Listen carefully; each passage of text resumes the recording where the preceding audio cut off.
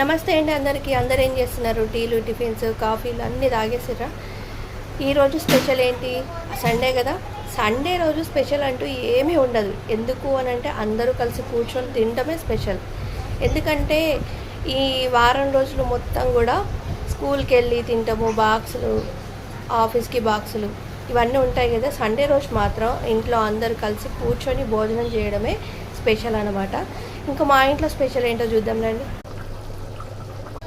పప్పు చారు మంచిగా మరుగుతుంది. ఇక్కడ మటన్ అండి, మటన్ అయితే ఉడుకుతుంది. మా ఇంట్లో వాళ్ళకి మటన్, అలాగే నాకు పప్పు చారు. మరి మీ ఇంట్లో స్పెషల్ ఏంటి ఈరోజు?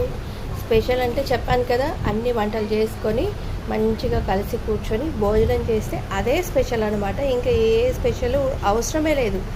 ఎందుకంటే ఒక్కలమే కూర్చొని రోజంతా కూడా ఒక్కలమే కూర్చొని తింటాం కాబట్టి మనకి అంతగా తినట్టు అనిపించదు అనమాట.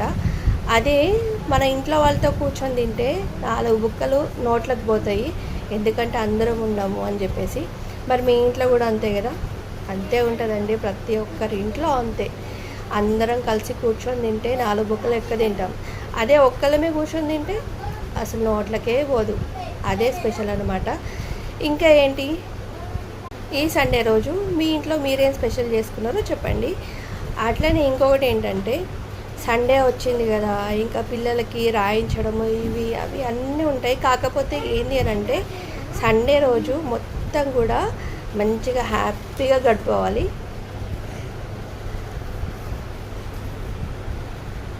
హలో హలో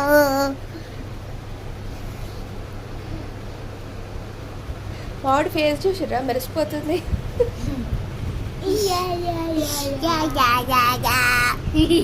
ఇదే కదా స్పెషల్ అంటే, సండే రోజు. మా ఇంట్లో స్పెషల్ ఇది చూసిరా, మెరిసిపోతును. అబ్బా లేవు. అయ్యో, మీతో మాట్లాడుతాడంట మా వాడు. సండే రోజు మీ ఇంట్లో స్పెషల్ ఏంటి? సండే రోజు మీ ఇంట్లో స్పెషల్ ఏంటి?